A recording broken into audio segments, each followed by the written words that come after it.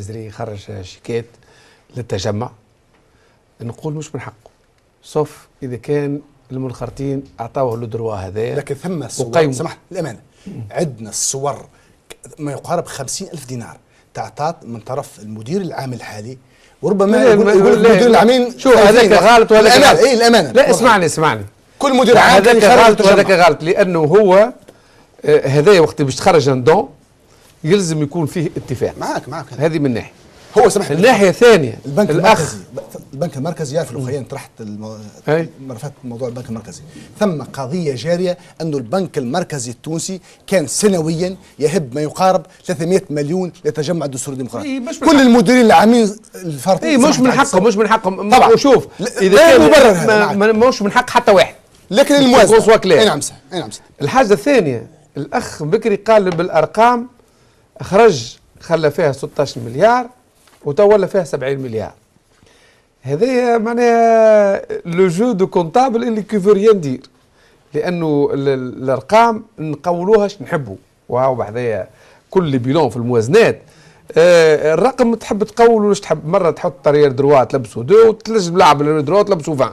بالنسبه لي انا فهمتني. نزيد نعطيك حاجه اخرى، وقت اللي هما يحبوا يهبطوا عليها الطرابلسيه مشاو باش يفلسوها وباعوا لها اعز ممتلكاتها بابخس الاثمان، وهذاك علاش ما قعدش عندها كاش فلو تخدم به، وكان عندها ليكيديتي في البنك السيوله ضعيفه. وقت اللي صارت الثوره صارت ريفاليزاسيون، معناها كيفاش نقولوا سعر جديد، الجزء من ممتلكاتها بواش 30 مليار، يعني في ضربه وقع لها القفزه على جزء من ممتلكاتها ب 30 مليار. تصور تلعب في البورصه وغيره، كتزيدها في حاجه اخرى وفي حاجه اخرى في حاجه اخرى تنجم تعدي برشا 70 مليار. يعرف هذا سبحان الله. يعني الشيء هذايا راهو هذا مش باش نبري زليزي، والله حتى الاسامي مش حافظهم في اثنين. سي المازري الزليزي من العام السابق. انا واحد من الناس تو نقول الاول والثاني باش نرتاحوا من الحكايه هذه. فهمتني؟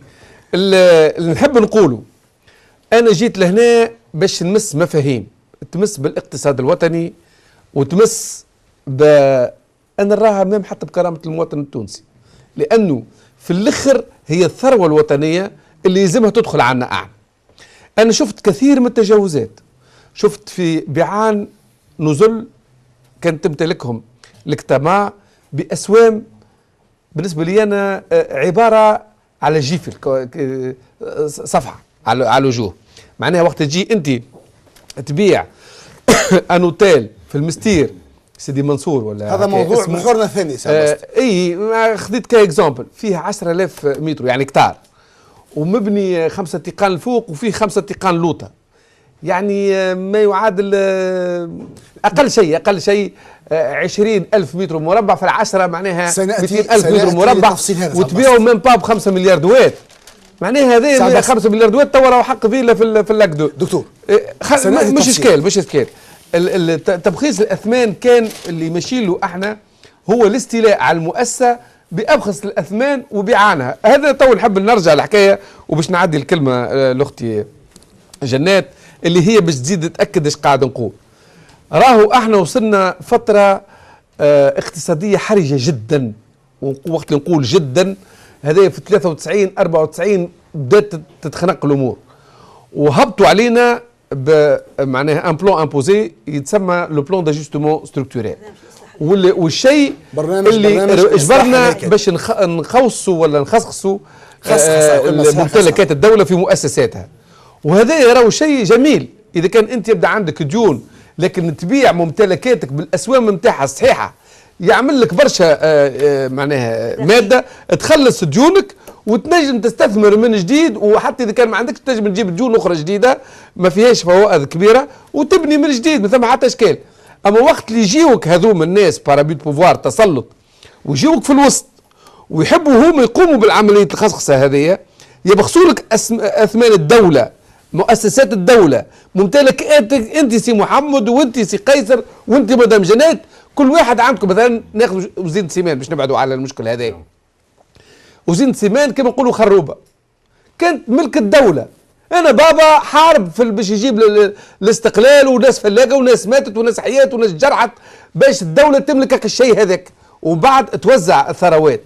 من بعد تعمل هكايا يجيك هو في الوسط يهبط لك السوم نتاع الخروبه لين يهبط للاخر، ويعمل هو انترميديير ويبيعها لبرا بفلوس كبيره، وقع وقتها تهريب اموال.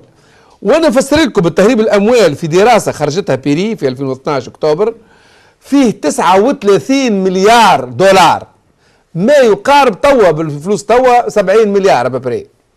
70 مليار وقت اللي احنا توا الديون نتاعنا 50 مليار ديون تونس، يعني باش نهز انا راسي يقعد لي 20 مليار اخرين، فهمتني؟ 1000 مليار. وهذا المحسوب، وما خفي كان اعظم.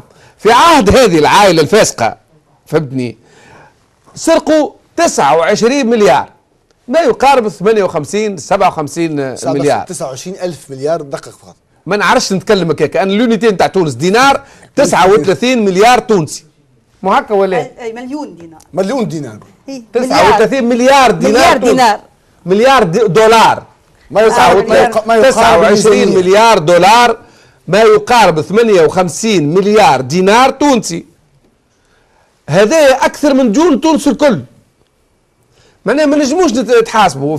وهذا تقع في خوصات ولا خصخصات نتاع مؤسسات يدخلوا هما في الوسط، يعني يفكوا المؤسسه بابخس الاثمان ويبيعوها باغلى الاثمان، والسوم اللي باش يوصل للواحد الفرق يخرج في تهريب اموال وتبييض اموال. هذا اللي انا على جيت كيفاش تخريب، كيفاش نقولوا احنا الهيكلي للاقتصاد، او مش تصليح الهيكلي، هذا التخريب الهيكلي. يجي يحلك البوانيه هذه، وبعد يحلك البوانيه هذه، وبعد يجيك الكود ينحيهولك، وبعد تلقى روحك مولوسك وما عندكش باش تتحرك. طيب نعطي